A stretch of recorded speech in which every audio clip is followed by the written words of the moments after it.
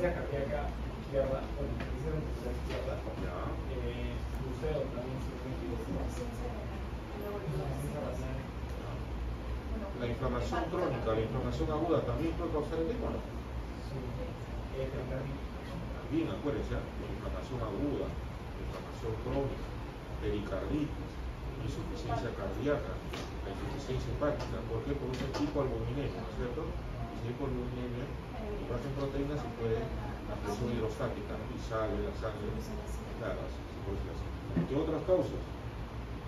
No mencionó un montón. Ya. La malnutrición también podrá. Mira, hay una gastroenteropatía perdedora de proteínas. ¿Ya?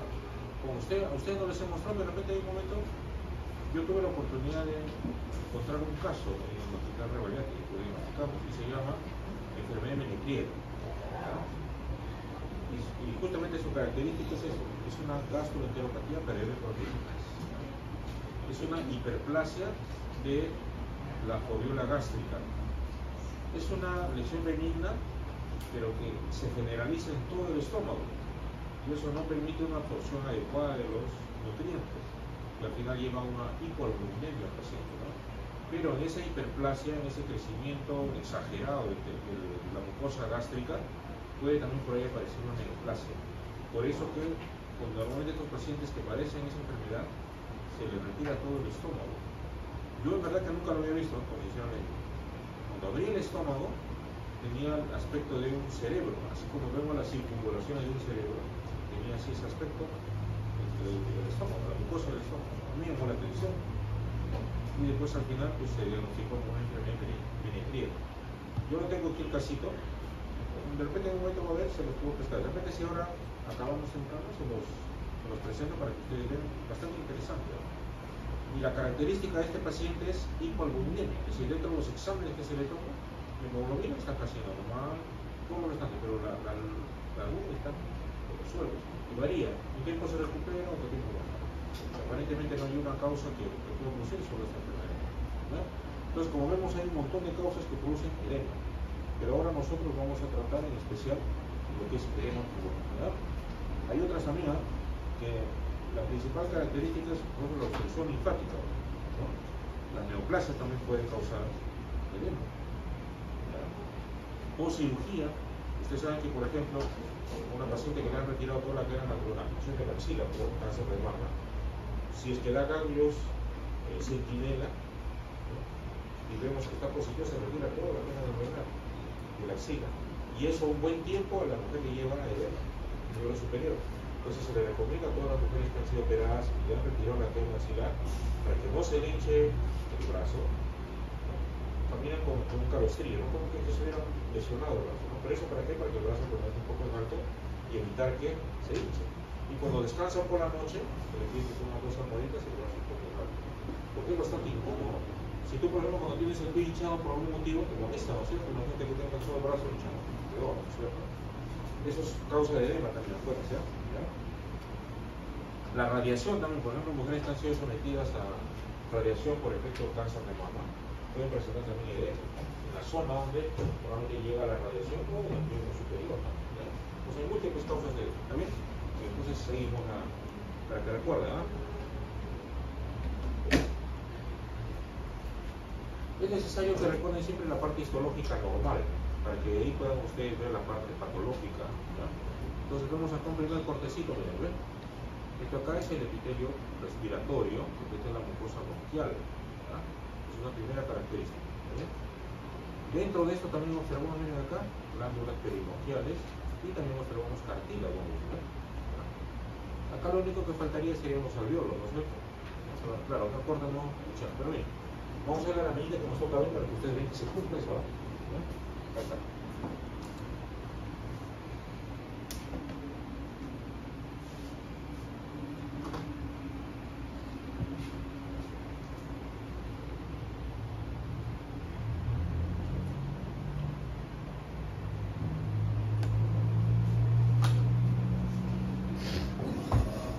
Pues primero vemos la parte histológica, si está acá todo completo, para que ustedes de ahí puedan encontrar la parte de la alteración.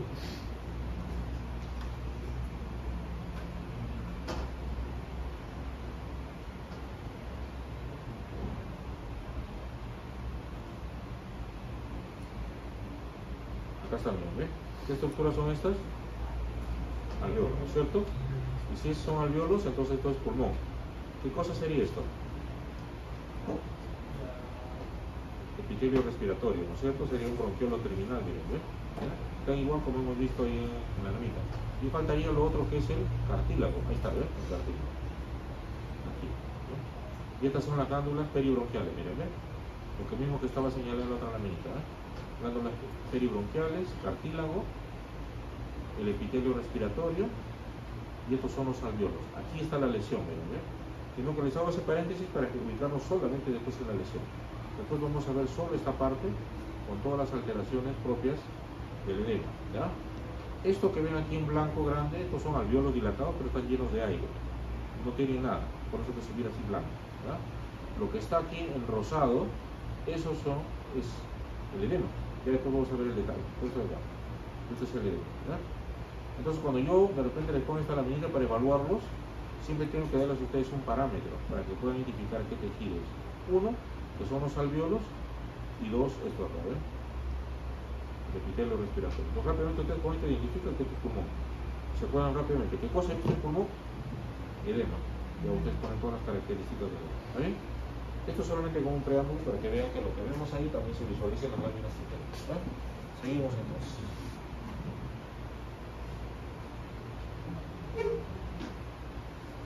Están igual, ¿verdad? Esto de acá.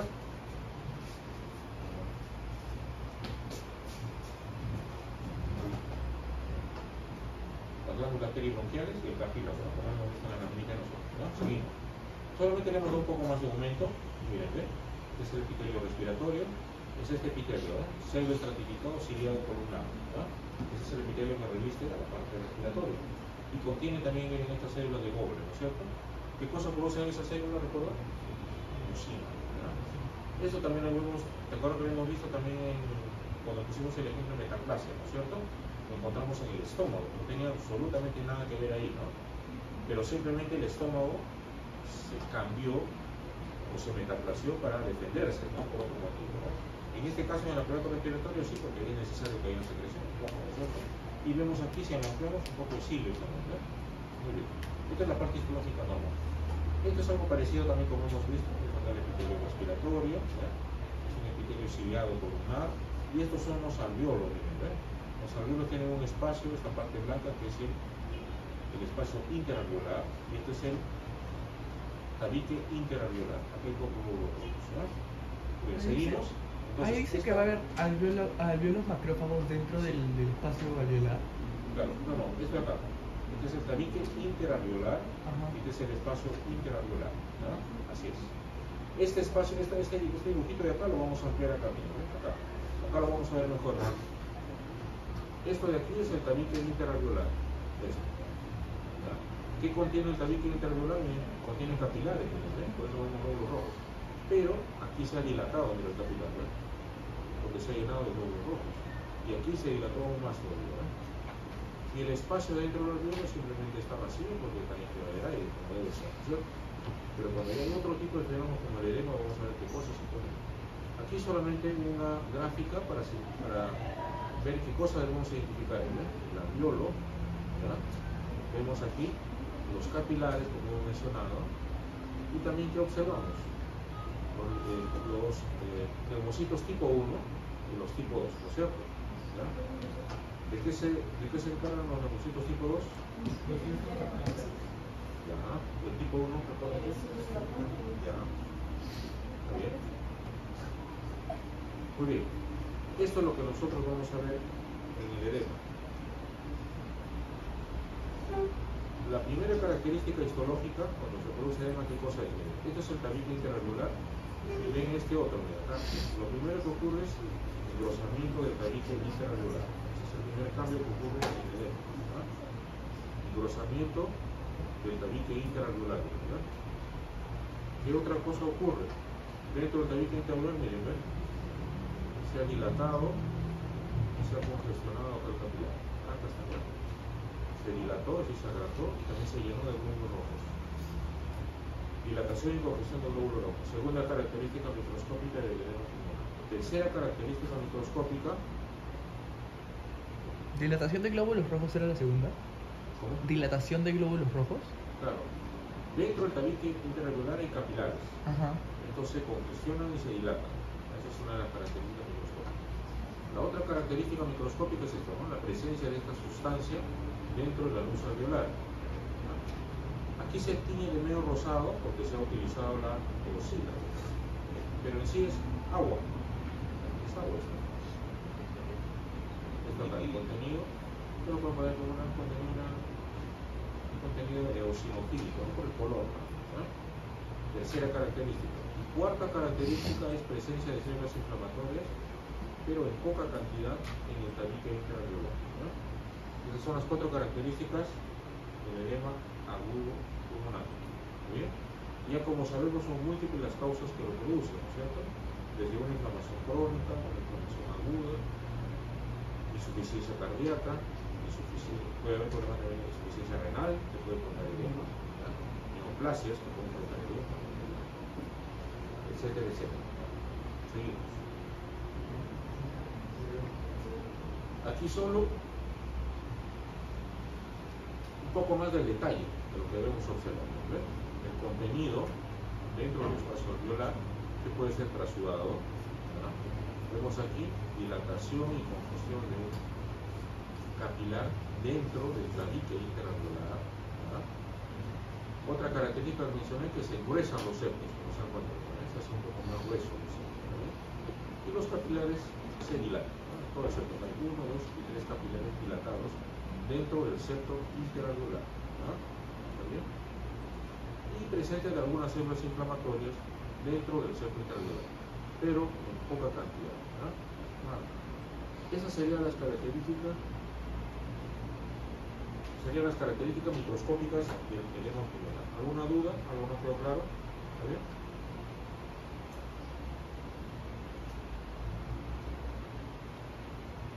Entonces, la otra técnica que vamos a ver es la siguiente, ¿no? Bueno, la aterosclerosis puede presentarse en la aorta, pero la que nosotros vamos a ver hoy es en un vaso coronario, ¿no? Un vaso coronario. Muy bien. Esto es importante que usted sepa, por favor. ¿Cuál es la diferencia que existe entre una arteria y una vena? Si hay una estructura que lo diferencia. Fibras elásticas. Fibras elásticas, ¿qué otra cosa ven por ahí de repente? Capa muscular. Acá. Ya.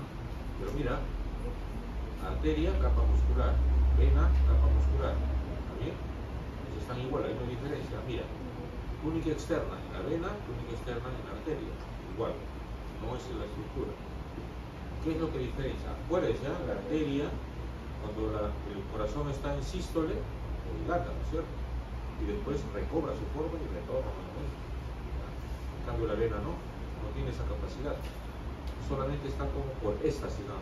Si hay más cantidad de sangre, se va a dilatar o se va a hinchar un poco más, pero después regresa a su forma. En cambio no, la arteria está constantemente en eso. Esta es la estructura que diferencia a la arteria de la vena, ¿ven? La membrana elástica interna, por eso. Si no hubiera presencia de esto, serían igual, ambas. Y recuerden, miren, la vena también es un poco grande, la arteria también. Uno dice, no, pero la arteria siempre es un poco más grande, más gruesa, ¿no? Relativa. Ambas también pueden ser gruesas, mira, muy gruesas y también acá gruesas. Esto es lo que diferencia, ¿ven? La presencia de la membrana elástica interna, ¿verdad? Arteria de vena, recuerden eso por favor, ¿verdad? Por eso que cuando a un paciente con insuficiencia renal necesita ya dializarse, es un paciente que está en insuficiencia renal crónica terminal, ya su riñón prácticamente no sirve, pues tiene que entrar a la diálisis. Pero primeramente le ponen un catéter aquí al paciente. Este catéter no puede estar permanente acá porque es un foco de infección para el paciente, porque se sabe que este catéter también puede formar émbolos. Creo que ya lo vimos en la clase, ¿no sé? Había un catéter acá y eso también podía formar émbolos. Y este paciente al final se va a morir de eso y no de la enfermedad de fondo que tiene. El catéter puede funcionar de repente unos 15 días, pero después ya no puede permanecer más tiempo. Los que le hacen a estos pacientes, el cirujano cardiovascular le hace una fístula arteriovenosa aquí en el brazo. De aquí une una arteria con una vena. Y la vena se dilata enormemente. Por eso que la mayoría de pacientes renales paran con camisa larga, nunca paran con camisa corta, porque se ve bastante grosero. Si las venas de toda esta parte que la vemos en acá superficiales no se notan, pero cuando hacen la fístula se dilatan enormemente. Pero eso que permite que fácilmente sea canalizado y por ahí entra el catéter para hacerle la diálisis a cosa. Y no está buscando otra estructura que fácilmente puede llevar a otro tipo de complicaciones al paciente, ¿no? Eso hace que la arteria se dilate, porque no tiene esto, pues la membrana elástica. Pero si tuviera, definitivamente no pasa esto, ¿ya? Pero sino que como la arteria pasa a soportar presión de la vena pasa a soportar presión de la arteria, se dilata enorme, ¿no? Eso lo van a ver en los pacientes renales que tienen ese procedimiento. Esto es importante, miren, ¿ver? En sí todo esto significa la arterioesclerosis, conforma todo esto, ¿ver? La propiamente arteriosclerosis dicha, la esclerosis medial de Monkever, esto se produce ¿dónde? En los vasos del útero. ¿Se acuerdan que hemos visto atrofia y hemos visto hiperplasia? ¿Qué distinguía el útero? Los vasos grandes, gruesos. En esa capa muscular, en esa capa media de los vasos del útero, ahí aparecen calcificaciones. Y eso se llama calcificación medial de Monkever. Si no, ¿por qué mencionamos esto? Porque todas estas otras patologías también conforman lo que es arteriosclerosis, pero no tienen significancia clínica. ¿Qué significa? Que no tiene una expresión de peligro en la vida del paciente. Pero esto sí, la arteriosclerosis sí. Afecta arterias, puede ser mediano o gran calibre, o pequeñas como las coronarias, y grandes como la aorta, ¿ya? Pero ¿qué cosa provoca ahí? Básicamente, uno, pérdida de la elasticidad en el vaso, y dos, disminuye la luz del vaso. Esas dos cosas principalmente ocasionan la aterosclerosis y tiene significancia clínica. Acuérdense eso.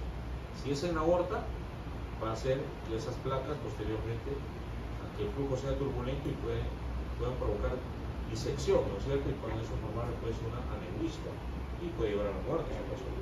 Y en la coronaria simplemente lo que hace es oclusión y muerte, ¿no? Infarto miocardio, ¿no? Por eso tiene significancia clínica la aterosclerosis. Pero en sí todas estas cuatro patologías forman lo que es la arteriosclerosis, ¿no? Bien, esto solamente es para que puedan ustedes tener una idea. Esto es la aorta, sino que se ha abierto y la pared interna de la aorta también está así, ¿ven? Todas estas placas amarillas, estas elevaciones amarillas o irregularidades que hay en la superficie son placas ateromatosas, ¿ven? Que a lo largo del tiempo se han ido formando y probablemente han desencadenado un proceso que llevó a la muerte de este paciente. Pero miren, prácticamente esto aquí se perdió la elasticidad, se ha perdido la luz, el diámetro del vaso. Entonces, por este paciente tenía muchas alteraciones producto de eso, pero esto es a lo largo del tiempo, ¿verdad? Oye, ¿qué otra cosa?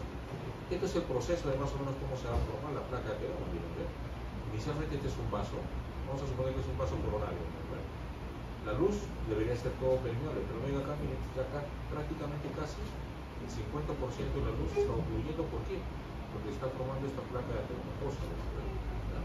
Aquí en la parte superior es básicamente un poco de tejido conectivo, y aquí en la base de esta placa de ateroma está esa estructura que vamos a ver acá. Células endoteliales, células inflamatorias, el centro necrótico con células espumosas y inclusive cristales de colesterol también, ¿ya? Toda esta estructura que está acá está representada. Este proceso sigue evolucionando y miren a lo que llega. Prácticamente se ha ocluido casi más de las 2/3 partes del vaso. Al ocluirse prácticamente este paciente debe tener sintomatología clínica, ¿no? Si un paciente tiene sus arterias coronarias más o menos a este nivel, ocluidas en las 2/3 partes, ¿creen ustedes que puede tener una sintomatología en el paciente? ¿Qué puede tener? Angina, ¿no? Dolor precordial, ¿no? La angina estable, ¿por qué se caracteriza? ¿Recuerdan? Claro, se desencadena la actividad física, pero calma con el reposo, ¿no? Si tú dices repose, si le calma, pues se llama angina estable. La angina inestable también puede desencadenarse a la actividad física, inclusive al reposo, ¿no? La persona puede hacer un mínimo esfuerzo, solo agacharse, por ejemplo, ya siente dolor entre correr. ¿Por qué? Porque probablemente ya su arteria coronaria está en este estado. Es decir, está tan cerrada que ya prácticamente el flujo es mínimo. Y ese tejido prácticamente está hipóxico, ¿no? O poco nutrido. Entonces por eso provoca ese dolor. Ahora, hay una sustancia en específico que provoca dolor. ¿Por qué se provoca la angina? ¿Por qué se provoca dolor? El ácido láctico. Acuérdense, como hay esto de acá, hay dificultad en lo que es la circulación, en la irrigación del tejido, hay poco oxígeno. Ese poco oxígeno permite que ese músculo entre en deficiencia y le provoca formación de ácido láctico. Y eso causa dolor, ¿no? Recuerden eso. Muy bien, y aquí está la aorta, pues miren toda la cantidad de placas atermatosas que tiene, ¿no? Y estos puntos o hendiduras son áreas de disección. Disección significa la misma sangre como que va rompiendo parte del epitelio, ¿no? Y va horadando, haciendo pequeños agujeros en el epitelio. Porque esto ya perdió elasticidad, perdió como se llama, las características celulares, ¿no? Muy bien, esto es solo un detalle de lo que es la placa ateroma. Acá están las células epiteliales en la parte superficial, aquí están los macrófagos espumosos, hay células inflamatorias, estos son los cristales de colesterol y esto es todo el centro necrótico, ¿verdad? Todo en sí esto es la placa de ateroma, ¿verdad? ¿Esto qué cosa podría ser? Macrófagos espumosos. ¿Recuerdan cuando vimos colesterolosis en colecistitis crónica? Algo parecido, ¿no? Así se miraban los macrófagos espumosos, ¿no? Igual. Estos macrófagos, y lo vamos a ver también nosotros en la novela, lo tenemos, para que ustedes puedan ver. Estos macrófagos espumosos son muy parecido a cuando vimos la vesícula, la colesterolosis, así se miraban los macrófagos espumosos, en la lámina propia, ¿no? Y esta parte de acá abajo es la necrosis. Esto es una sección o una parte de la placa ateroma, ¿verdad? Miren, así más o menos vamos a ver nosotros, ¿verdad? Esta es toda la formación de la placa ateroma. Entonces, en sí todo este es el vaso, ¿no? ¿Se dan cuenta? Todo este es el vaso, ¿verdad? Partiendo acá de la parte más baja, que es la parte de la adventicia y la cama media. Pero sobre eso se ha formado, miren, la placa ateroma. Como yo les comentaba, en la parte superior de la placa ateroma hay una cubierta fibrosa y aquí debajo está el centro necrótico, ¿verdad? ¿Qué cosa más hay aparte del centro necrótico? También hay cristales de colesterol, están los macrófagos espumosos, ¿verdad? Pero vamos a ver. Aquí se miren un poco mejor en detalle, ¿verdad? ¿Se dan cuenta? Miren, todo este es el vaso, ¿verdad? Esta es la placa de ateroma. Estos son los cristales de colesterol. Miren la forma de los cristales de colesterol, ¿no? Parecen como esquirlas, ¿no? Parecen así como que el vidrio cuando se rompe, o tiene la forma de como espigas, ¿no? Así, ¿no? Estos son los cristales de colesterol. Estas estructuras así medias rosadas pálidas, esto es el centro necrótico. Y dentro de esto vamos a encontrar los macrófagos espumosos. Y miren, tan grande es esta placa ateroma que prácticamente ha reducido la luz de este vaso solamente prácticamente esta tercera parte. E inclusive, miren, el flujo debe ser tan turbulento que está dañándose el epitelio que se está formando ahí también con coágulos, el trombo. ¿Recuerdan cuál es la composición del trombo? Ayer les dije, el trombo. Son tres cosas que lo conforman. Bien,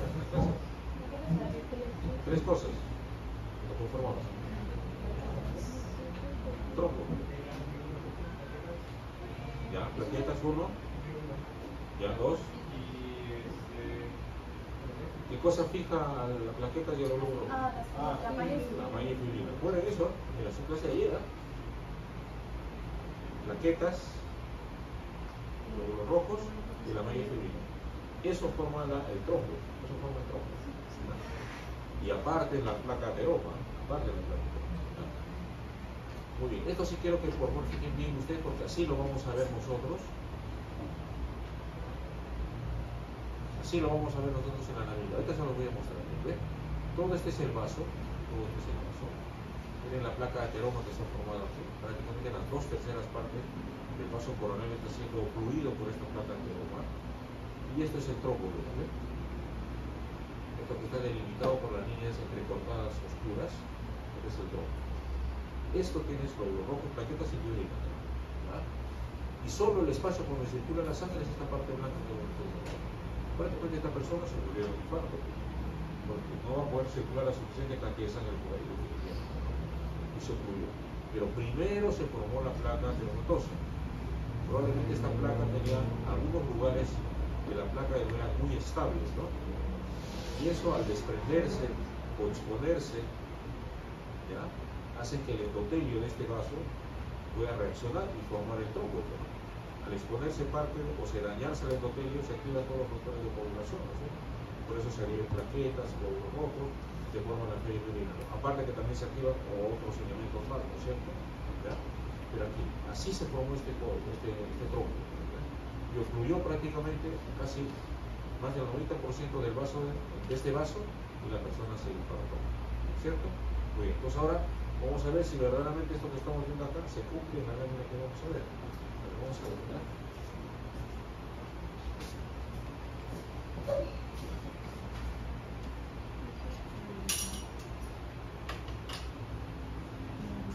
Y miren, como ven ustedes, la laminita solamente contiene, miren, una pequeña estructura circular.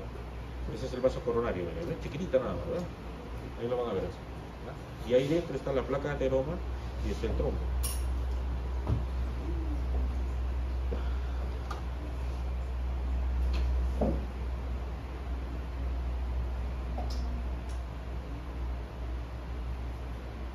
Ahí está. Muy bien. Siempre, por favor, mírenlo a menor aumento para que puedan ver toda la... Miren, el problema es que no tenemos un lente panorámico porque si no lo podemos ver completo, pero quiero que ustedes lo sigan esto. ¿Ven? Acá donde está la flecha, van a seguir ustedes la flecha. Esta es toda la estructura del vaso coronario. ¿Ven? ¿Me cuenta? ¿Ven? Todo es el vaso coronario. ¿Ven? Todo lo que voy recorriendo. Y acá hay dos cosas, miren, ¿ven? Esta primera parte, esto es la placa de ateroma. ¿Me cuenta? ¿Qué cosa hay acá? ¿Qué cosa podría ser esto? Eso que señala la flecha. Esos son los cristales de colesterol, miren, ¿ven? Acá están. Cristales de colesterol, ¿ven? Porque tienen la forma, miren, así como esquirlas, como si fueran espigas, ¿no? ¿Eso ya sería parte de la placa de ateroma? Los cristales ya son parte de la placa de ateroma. Claro, los cristales de colesterol pues, forman parte de la placa de ateroma. Este material así medio rosado, este es la parte necrótica. Y aquí dentro vamos a buscar las células espumosas, ¿ven? Vamos a El ver, centro ¿no? necrótico. Estas estructuras que vemos acá, que sobresale algo, esas son las células espumosas. Vamos a ver mayor aumento para que ustedes se puedan convencer. Acá están, ¿ven? Estas estructuras de acá, ¿ven?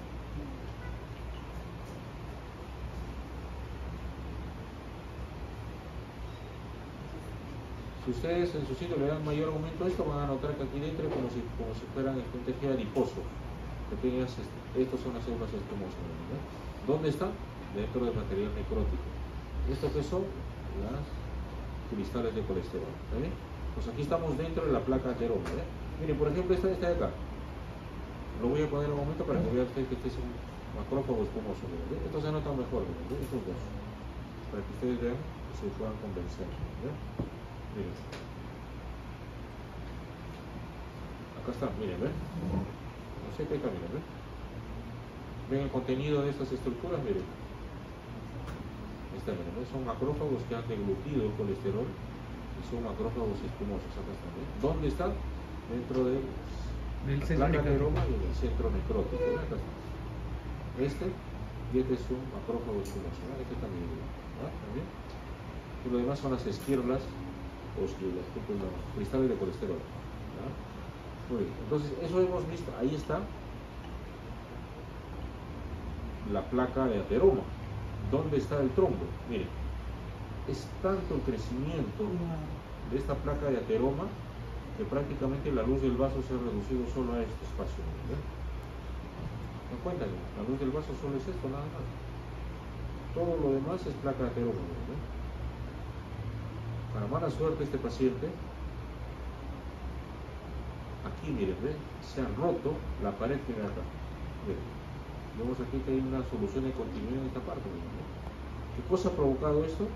Que se dañe el endotelio. Al dañarse el endotelio se activa la función de coagulación. Entonces se ha formado un coágulo, miren, ¿ven? El coágulo es todo esto, miren, para que ustedes se imaginen. ¿Ah? Van a seguir la flecha, miren, ¿ven? Aquí está la huella del coágulo. Sino que con el corte no ha salido totalmente el coágulo. Debería salir como esto, así. Así, toda esta estructura debería estar así de color rojo, pintado todo esto. Todo esto de color rojo, todo. Y solamente el pequeño espacio del vaso que queda sería esto. El paciente se infarta. ¿Ya? Entonces aquí tenemos placa de ateroma, el coágulo, y entonces lo poco que queda del vaso. ¿Bien? Entonces, repetimos. Dentro de las características microscópicas de esta lesión, tenemos la placa de ateroma. ¿Qué cosa encuentras en la placa de ateroma? Macrófagos espumosos y cristales macrófagos espumosos y cristales de colesterol. Claro, como parte de las características microscópicas, encuentras una placa de ateroma que está conformada por cristales de colesterol, centro necrótico, macrófagos espumosos, como hemos visto. ¿Está bien? Y la otra parte, que es el trombo, ¿por qué está conformado? Tres cosas. Tres cosas: plaquetas, glóbulos rojos y fibrina. Y eso está acá, ¿verdad? Esas son las características microscópicas de esta lesión. Diagnóstico, entonces, aterosclerosis, trombosis, ¿verdad? Y el órgano es vaso coronario o vaso sanguíneo. ¿Está bien? ¿Ya? Muy bien. Entonces, si desean, pueden venir a tomar una fotito aquí, donde están. Aquí tenemos parte de lo que queda de permeable, el coágulo que está acá. Pero esto, cuando ustedes lo dibujan, lo pintan todo de rojo, todo esto. Porque acá, como el coágulo no es muy, digamos, una estructura muy estable, se ha desprendido en otro corte. Pero todo esto debería estar de rojo, todo lo que de rojo. ¿Ya? Entonces ahí pueden tomar una fotito y encuentran todas las partes. Y ya después ustedes lo amplían un poco más para encontrar las células espumosas y todo esto. Y toma la foto.